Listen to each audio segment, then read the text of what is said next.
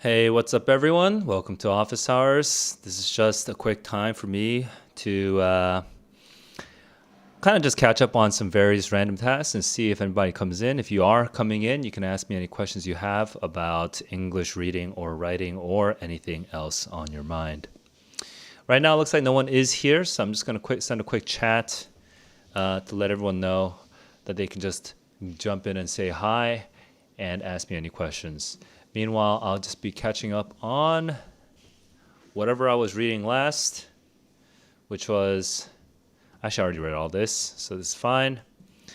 And I did all this, so now I'm just gonna go back through. I'm just gonna go back through some chat from our Discord server. If you are here, just say hi. Let me know you're here, and we're just gonna get started now. All right.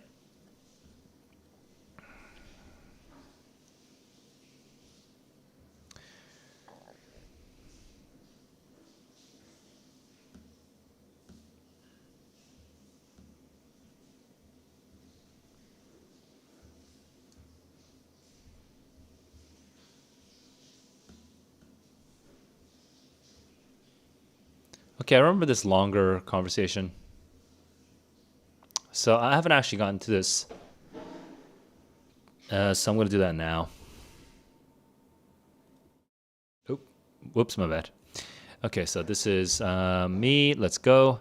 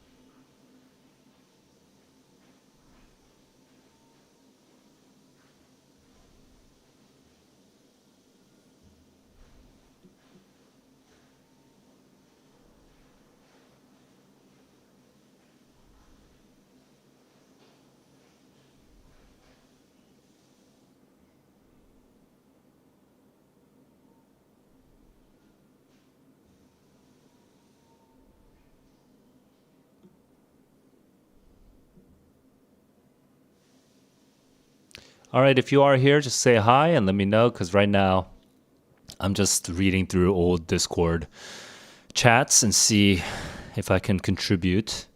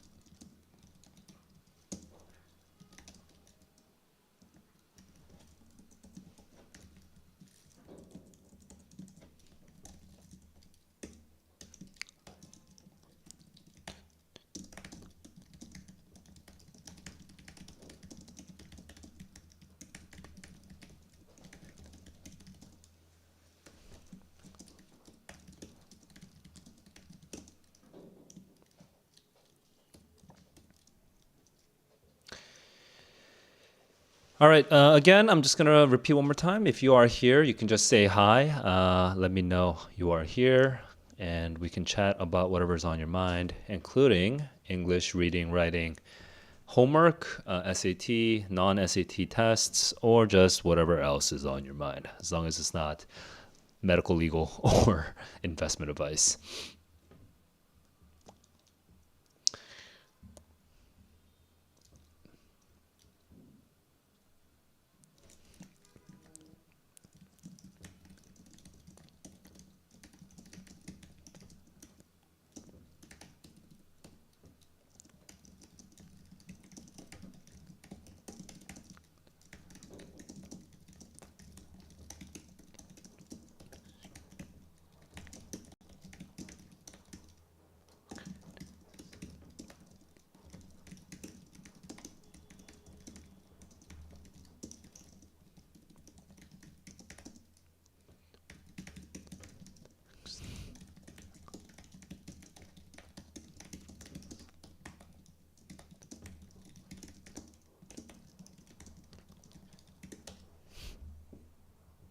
Okay, so right now I'm just replying to a pretty long and very specific problem that a student was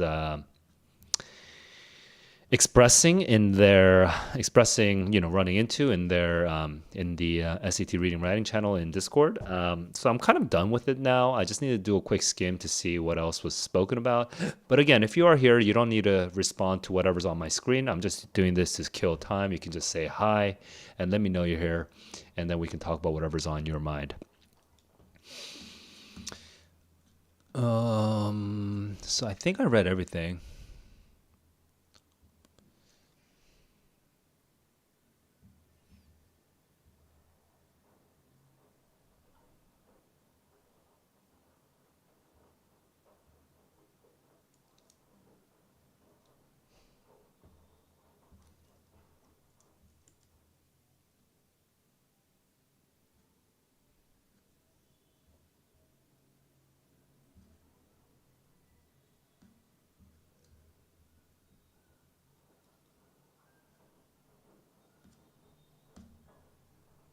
ASOG? What? Wait, ASOG, aren't you in the States? Anyway, welcome back. What's up, dude? Wait, no, are you not the one in the States? No, you are in the States. There were two people. There were two of you in the States, right? Oh, okay, but you're not in the States. Okay, you're good. You're good. Because if you're in the States, this is a ridiculous time to be awake. I guess I do need to really reply to Prod now because Prod put in some effort. For me, I didn't do all that. I just scored back in. Your own brain habits.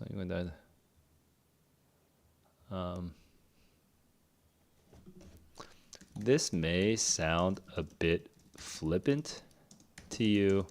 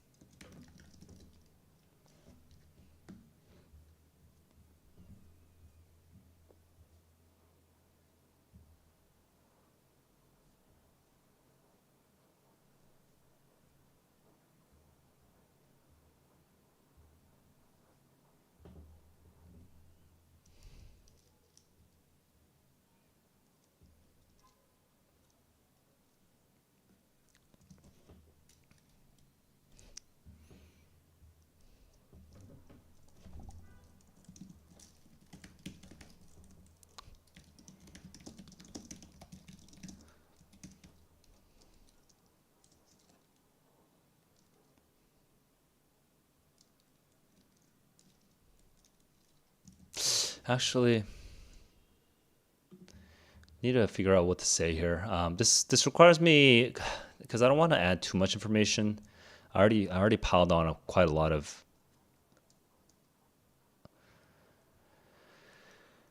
ideas here, so I want to slow down here. Hiffy, I'll come back to you in a bit. I'm just sort of processing what's in front of me. So Hiffy, I'll read your question when I have a moment.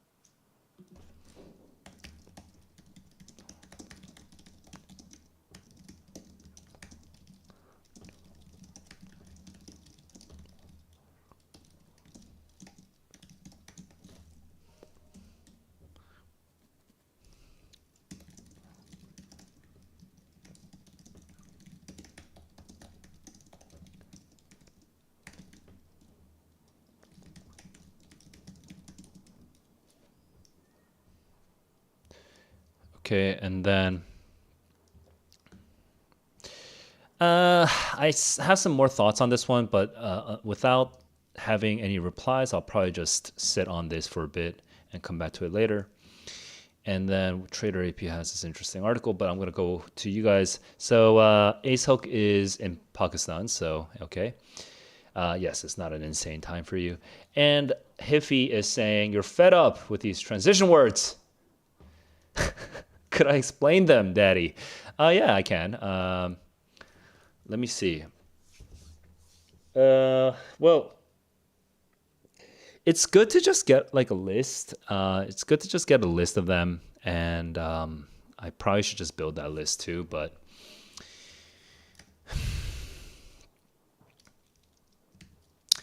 probably helps to just start with. And I'm trying to figure out, because this is a question that comes out multiple times, and I'm trying to figure out the best way to just talk about it on a stream without having like a board in front of me. So learn which ones are basically, it's good to just learn every single one. So just learn every single one, and probably you already know out of like the 30 most common ones, you probably already know like 18 of them, and probably around 6 of them you think you know it and you are very confident that you know it, but you actually know it in the wrong way. As in, you are making assumptions about what it means and how it's used, and you're actually wrong. So you know it wrong. And then the remaining 6, you are like not confident that you know it, right? Something like that. So right now, the dangerous, like out of the top 30, the dangerous words are not the 18 that you already know.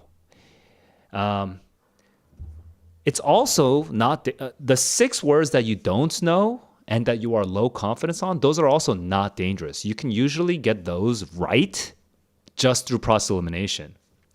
The ones that are dangerous are the 6 that you think you know, but you actually know it in the wrong way. And so those are the ones that's leading you to get questions wrong. It's not the other 6 that you don't know. It's the ones that you think you know, but you know it the wrong way. So there's really no good way of figuring out which 6, because for some people, they literally think likewise, they have the wrong definition of likewise in their head. Some people have the wrong definition of like indeed in their head. Some people have the wrong definition of by contrast in their head versus similarly in their head. So you just need to go through every single one of them, and one of them, like, wait, does this example of what I learned, does my definition for this word actually match up with this correct example? And if it does, then you're good. If it doesn't, then you need to go fix that. You need to find the 6 that you are misunderstanding, okay? So there's no real easy way around that other than to actually look at a list and to talk about them one by one. So if you actually do, so I will, I don't mind talking about the ones that you actually listed. So I'll talk about the ones you listed, okay? Because it's actually pretty simple. Right now, you said furthermore, moreover, and in addition, okay? Furthermore, moreover, and in addition. Those 3 are basically replaceable, interchangeable, okay? In addition, furthermore, moreover, they all mean, hey, here's one example. Also, here's a second example. Alternatively, it could be like, hey, here's one reason. Also, here's a second reason. Maybe it doesn't even have to be a reason or an example. It could be like a method. Here's one way of getting around this problem. Also, here's a second way of getting around this problem. Basically, anytime there is a second of a something and it's different from the first of the something, right? But it's trying to do the same thing, then you can use in addition, furthermore, or moreover. Okay? So those 3, you can just clump them together as one. Interestingly, you actually used similarly and likewise in this list. Similarly and likewise actually can also be used in each other's place. So those are also interchangeable. Similarly and likewise just means, but they are not interchangeable with furthermore, moreover, and in addition, by the way. They do not mean the same thing, although there are probably a couple cases in which the sentences are vague enough that either one would work, but the SAT would never give you that ambiguous choice. Never.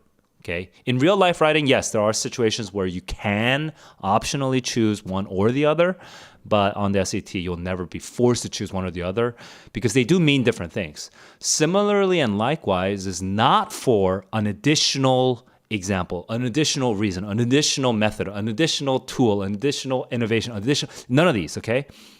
Similarly and likewise is for when you are talking about some other thing where the subject is different, okay? So if you're talking about dog, now you have to talk about a cat. If you're talking about an orange, now you have to talk about an apple. If you're talking about, a asteroid ARS 402, then now you have to talk about SRS 133, right? Like, okay, similarly, likewise, has to have two totally different subjects, okay?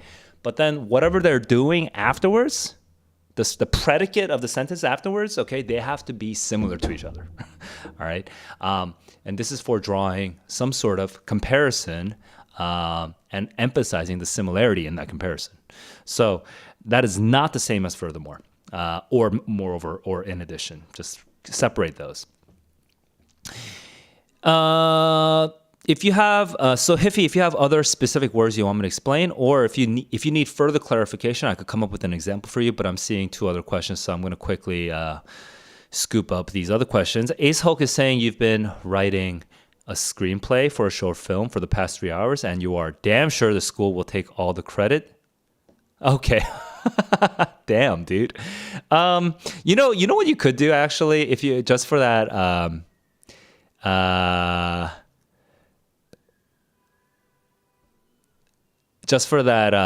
that particular issue, you could just stream yourself, like literally the same thing I do sometimes with like writing or whatever.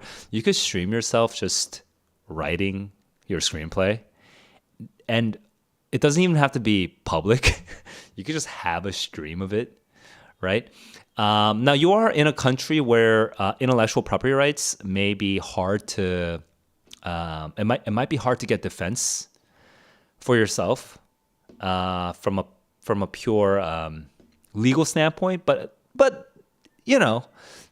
maybe in your country there's a lot of frustrated students who kind of are annoyed at their professors / academic departments stealing their work, and it's like a generalizable problem. Well, you might not be able to win the legal battle because you might not have the resources to win that legal battle. Plus, the courts may not be, functioning in the ideal way that they should. But if you have the receipts, as in if you actually have videos of yourself writing the freaking script, you could at least win the war of public relations, and you could publicize the nonsense that's happening in the case that they do take away your work. So yeah, you could just stream yourself working, and you don't even have to save it on your hard disk. You can just stream.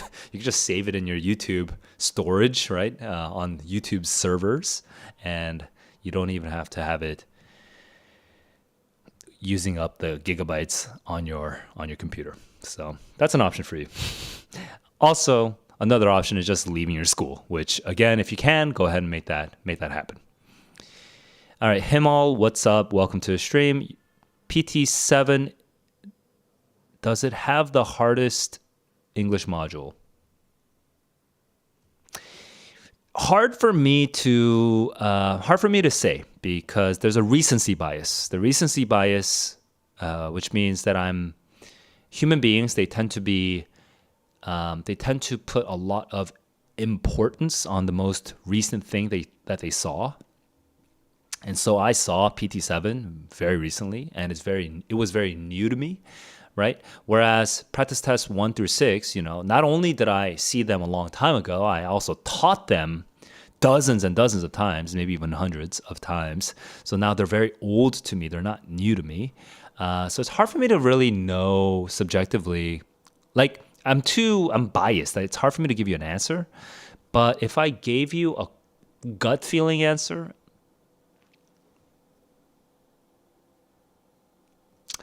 Was it the hardest? I think it might have been.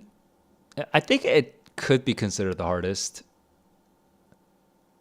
or maybe second hardest. But I wouldn't say it was like an insanely hard test compared to the other ones. Like, if I remember, six, was it five or was it six? One of them was also really hard, and I feel like seven wasn't insanely hard compared to five or six. You know what I mean? So I would say, yeah, it seems pretty average for the way that the SAT is going these days. I don't want to say average. Average is the wrong word. It seems pretty much within the range of possibility of the way of the SATs that you would see these days. So do not treat it like some sort of weird extreme outlier. Treat it like actually the test that you should be prepared for. Ace Hulk, I'm glad that my bit of advice helped. Hiffy, do I think the Princeton Review SAT 5? I need to go. Dude, that has been on my list for like a whole year now, and I've been just pushing it off and doing other things, and partly I have legitimately been busy with other things. I have not solved the Princeton Review 5 practice tests, but I bet if I solved them, I would be very annoyed. I bet the questions are pretty bad.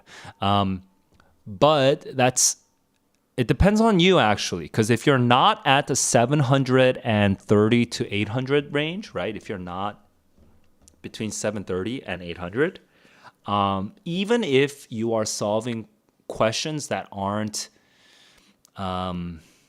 satisfactory for me, right? You could still learn a lot from those questions. Paradoxically, you don't want to analyze those questions too much, actually. You don't want to spend too much time reviewing those questions and learning everything you can from them, because those questions can be kind of low quality, so that if you spend a lot of time analyzing them, instead of just getting the general gist, if you spend a lot of time analyzing it, you may actually start drawing the wrong lessons because it was a poorly written question in the first place. So as long as you're not overanalyzing them, and as long as you're not aiming for like above a 730, right now you're just trying to hit that 730 mark first, then Princeton Review and stuff, even if the questions are imperfect, it's okay to practice, because practice is practice. You don't have to have perfect practice all the time. It's still good to practice. So I would say, yeah, I would probably dislike the questions if I actually saw them, but some practice is better than no practice. So go ahead, and with the knowledge that it's not perfect in your head, just solve them. Just get that practice in, especially if you have the time, if you have the money, whatever, right? Just might as well. It's a totally different story if literally you only have 1 hour of to be totally extreme, right? Let's say you only have 1 hour of study time before the March SAT, or maybe 1 hour per week of study time before the March SAT, and the March SAT is in 3 weeks, right? So you have 1 hour on Friday night, this Friday and next Friday and next Friday after that. Then probably you shouldn't fill that 1 hour with the Princeton Review. You should probably do it with Blue Book or other better stuff than Princeton Review. But I'm assuming you have more than 1 hour of practice time as well. You know what I mean? So yeah, and Ace Hulk is adding his feedback. So thank you, Ace Hulk. If you, by the way, guys, if you are solving non-official practice tests and you have questions on those practice tests, I just realized the screen is completely useless now. If you are solving non-official practice tests and you are confused by some of those questions, just chat in our Discord server. Just screenshot it, share it in the Discord server, say what the source is, and then discuss it. And then I will also come around to help. Sometimes the answer key will say B, and then what will happen is the 2 or 3 other people will kind of explain why it has to be B, but it turns out B is just a bad answer, and then I'll come and explain why it's a bad answer. So so I can do that, right? I can do that, but I can only do that if you actually share actual examples in the server. Okay. So you can join the server, discuss any questions that are kind of confusing for you. How to predict vocab based on prefix and suffix? Basically, you don't. That's honestly such a last. It's such a Hail Mary. It's not something you can really do. And books will teach you to do it because books are assuming that you have unlimited time to study the book. But I would say on a real test, out of 100 word and context questions, how many times does a student really end up using prefixes and suffixes to help them get the answer? Maybe like, I don't know, maybe like 8 times out of 100, you know? So it's not really going to help very frequently, right? It's something that you do as almost close to a last resort when you're really at a 50-50 and you don't know, there's 2 words that you don't know the definition of, but you have a correct prediction of the right answer, right? You know what the right answer is supposed to say, right? But still, you're stuck on 2 answer choices because you don't know the definition of either of those words, which is rare, right? Because usually they don't stick in 4 super hard words. They usually only stick in 1 or 2 really hard words.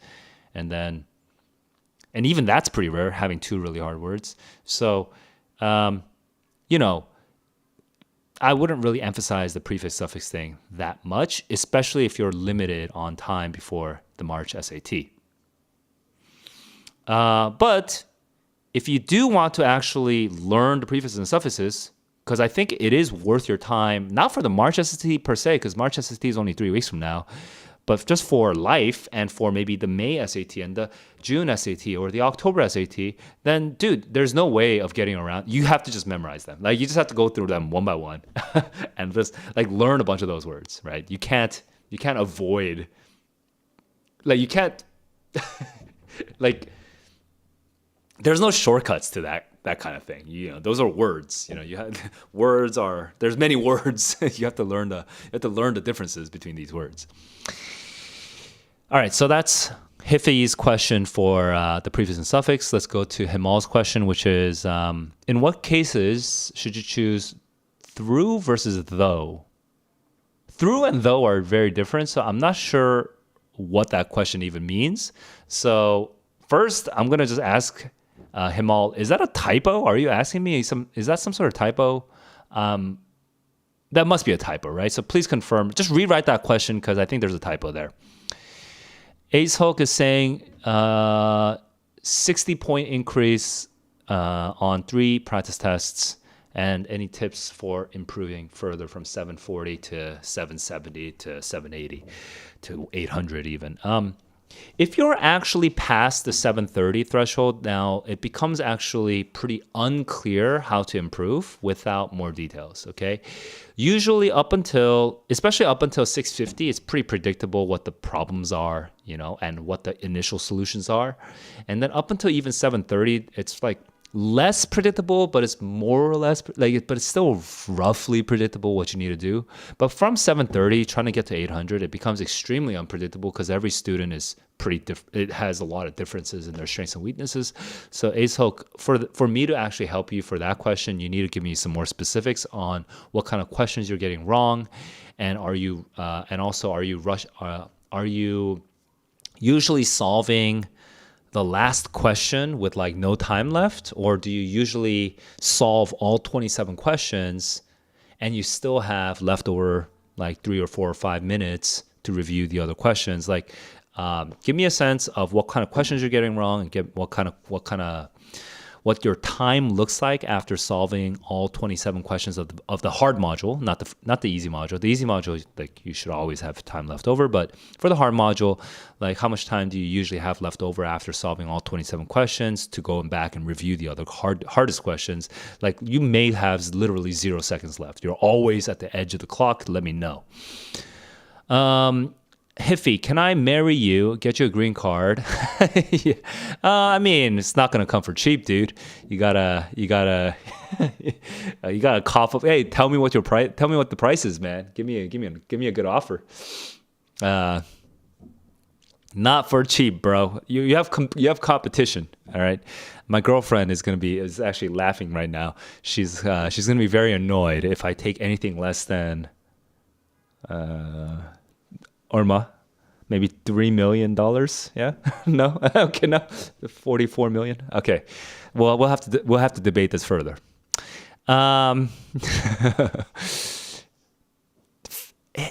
Cortez is saying March SAT, math and English. Okay, that's okay. Oh no, you add some details. The details is first time. It helps me, Cortez, if you tell me if you're what year are you in school right now? Are you a sophomore? Are you a junior? Like, is this like the last? Like, how many opportunities do you have to take the SAT before applying to college in the States? Because honestly, if it's your first time and if it's March, I'm guessing you're like a sophomore or maybe even younger. You could also be a junior, and maybe you are applying to university this upcoming October. Okay, yeah. So it looks like you have does that? I think you have 7 months. You have 7 months between March SAT and then the October early admissions season, right? So if that's the case, I would not focus that much on March SAT. Okay, I want you not to do not burn all. Hang on, is it 4, 5, 4, 5, 6, 7, 8, 9, 10? So there's 7 practice tests, right? Do not burn all 7 practice tests, okay, before the March SAT. Actually, you should save them for May, June, October, August, October SATs, something like that, okay? Do not burn them all because I suspect that you are not going to get the score that you want in March, okay? And as long as that's okay with you, as long as you're okay not assuming you'll get the score that you want on March, then you can just burn maybe the 4 PSATs, okay? And there's only 3 weeks left, so maybe not even 4, just like 2 of them, right? 2 PSATs, once per weekend. Saturday next week Saturday early in the morning at 8:00, solve the PSAT 10, or maybe even the PSAT 8. The PSAT 8, okay, at 8 in the morning. Practice test 1, and then the following Saturday after that, solve the PSAT 8. Practice test 1, practice test 2 at 8 a.m. in the morning, right? And just treat the March SAT as kind of more of a warm-up, right? And during that time, I would encourage you to just get the general overview of where your weaknesses are. And then the March SAT will be the very specific, real experience that you can get like a really detailed information on where your weaknesses are. Okay, so that's kind of like my general approach, but it's looking like that you have some other replies and you're kind of giving me something else to chew on. So let me just quickly give a quick status update on the situation right now. So this is open office hours. Guys, if this has been helpful for you, just hit that like button. Let people know that my office hour streams are helpful and help me hit some other people on their YouTube feeds as well. And I'm going to switch over to the members-only office hours soon. This is just a time extension of office hours for people who are supporting my channel as a channel member. If you're curious about channel memberships, you can look at the description down here. You can look at the description and find the link for joining my channel memberships as a supporter, okay? It's a time extension for the office hours that I'm currently doing where I can talk more with you guys in a relatively private setting. So I will be going in like less than 5 minutes because I'm actually pretty much over time at this point, but I will quickly reply to what everyone's saying and just give quick one-shot answers, okay? And if you didn't get the answer that you needed today, it's okay. If you can't support me on YouTube, that's fine. You can just chat in the Discord server with the community, and I will usually swing by the Discord server once or twice a day just to see the conversations that are there, and then I will contribute when I can. Okay, so just let me know. Don't let me know. Just join the Discord server if you want to be part of the community and just, occasionally get free help from me, or you can consider supporting me as a member. Okay, so let me go back to, let me just do quick one-shot answers for everybody. Himal earlier was saying, in what cases should you use comma, though, comma versus just comma, though? Right now, I think there's probably a couple problems that you're having, Himal. And the main problem,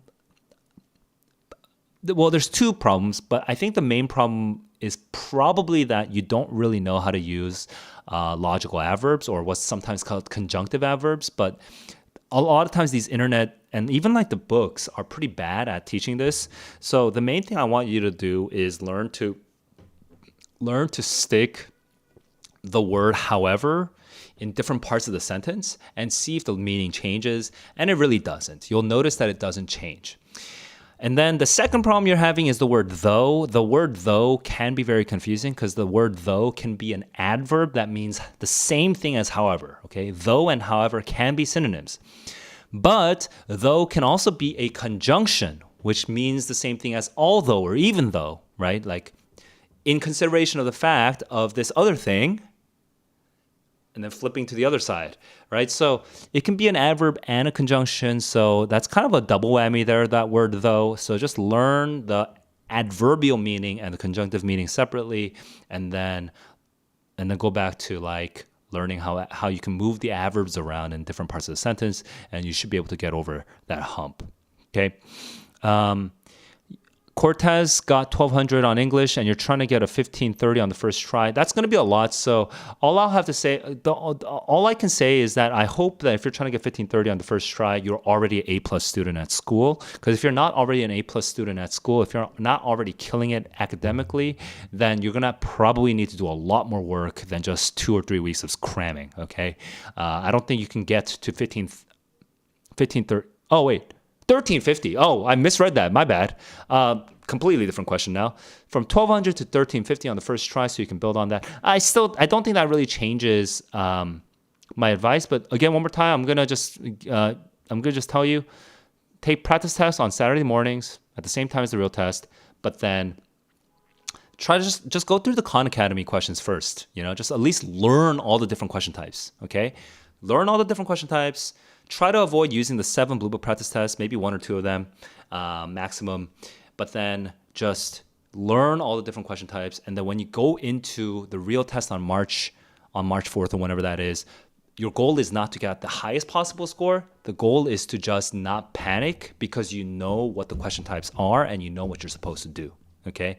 And then for May, for June, for August, for October, then you can focus more on maximizing that score as a second step. Amir is saying, how do you get a 1500 the March SAT? Again, that really depends on what your reading, writing versus math score is. So it's hard to say other than focus on your weaknesses and drill those weaknesses. Do not just rush the practice test, like go from practice test 7 to 8 to 9 to 10. Instead of just going from one practice test to the next, make sure to actually review the questions you got wrong. And then before going on to the next practice test, actually develop the skills that you need for that practice test, for that question type. Okay. And I guess that's basically those are my quick one-shot answers. Again, if you want to stay, if you are willing to support me on my YouTube channel, you can get a time extension on my office hours for the members only office hours. And otherwise, guys, I'll see you guys in the Discord server or in the next week's office hours stream. Okay. Thanks for all the questions, and I'll see you guys in the next one. Until then, keep on learning, keep on growing. Peace.